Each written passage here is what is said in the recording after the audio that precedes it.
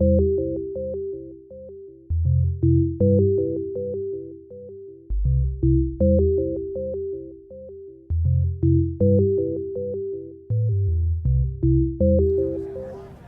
I'm Stan Stolniker, and we're at the Global Fund Forum in beautiful Bermuda with the Hub Culture Terrace Pavilion. Joining me now is Jim Rosebush, who is the CEO and founder of Growth Strategy, Inc., a really incredible strategy company focusing on, I guess, financial markets and private wealth, right?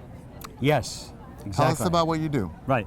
So I am a strategist through and through at heart, and so I work on the buy side and the sell side. I grow companies. I act as the outsourced chief strategy officer, and I feel that strategy is like GPS in your car.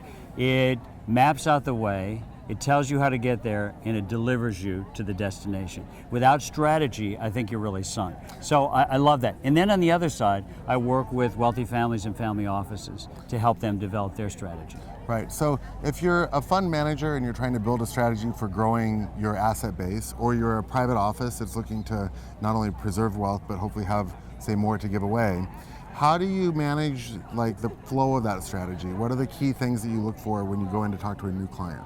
Well, the first thing you look for is, do they have the right products? Do they have the right strategy? This is on the sell side. And I've found in so many cases, particularly working with large banks, that they need to adjust their products because they need to understand the marketplace better and what their clients are looking for. So we've gone in and we've done, let's refine who your client really is. Let's listen to the client. What's the client calling for? And then we build a bridge between the product provider or the manager and the clientele or the buyer. What's changed in that?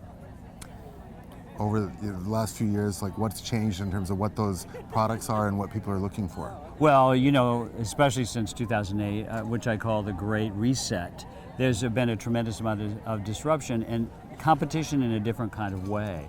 So there's been a lot of disenchantment with people and their existing managers, particularly as millennials get access to the $41 trillion wealth transfer that's going on now. So millennials, for example, their strategy is all about social impact. They want to measure return on investment in more than traditional investment type performance. They're looking for how is their money actually benefiting the world. And this is going to have, even on the institutional side, it's going to have a big impact as millennials get powerful positions on institutional boards and trusteeships.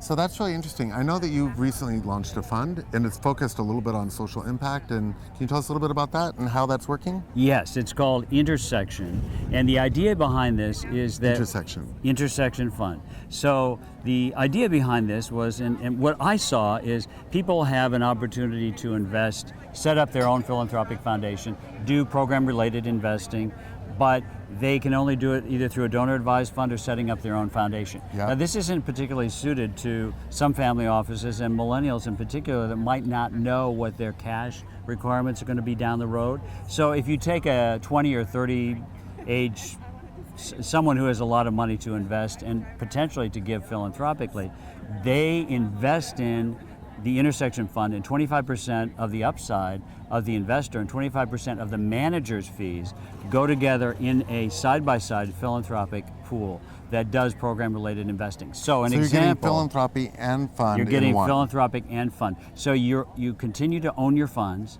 You have access to them, for decades, as long as you want to stay invested in the Intersection Fund.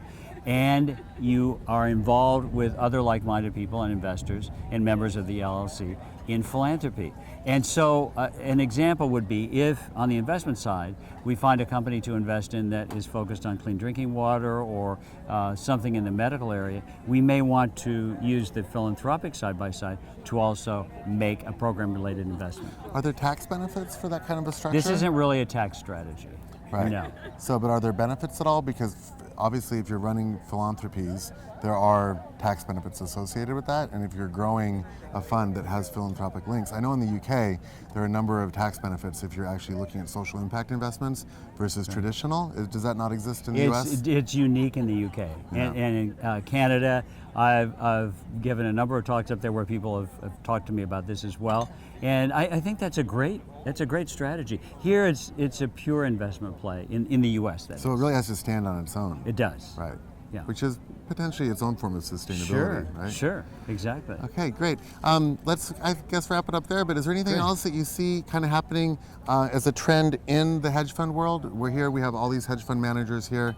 We have originators, investors. What's the biggest single macro trend you see happening for hedge funds right now? Well, there's no doubt about the fact that in the two areas of enterprise software and the currency areas we were talking about before, how people are actually going to acquire and pay for, both from the debt side and also just from a pure how you substitute traditional currencies, all that sort of thing. I think there's a lot of disruption in that field, and of course, healthcare. I think probably that area, the enterprise area in the tech space and in the healthcare space, I mean, I think those are just big opportunities. But the big problem is there's massive amount of money available. Let's say there was an interesting article recently that said the world is awash in too much of everything, which is something I'm captivated by. So there's too much in the area of commodities, cash. There's too much of all this and not enough places to invest it. So what I say is go out and create opportunities to absorb some of this wealth and put it to good use. Yeah, fantastic. Great, very much. Thank you very much, Jim. Jim Rosebush from Growth Strategy Inc., based in Washington, right? Exactly. Great, thanks so much for joining us. I'm Stan Stolniker with Hub Culture, and we're here in Bermuda at the Global Fund Forum. Thanks.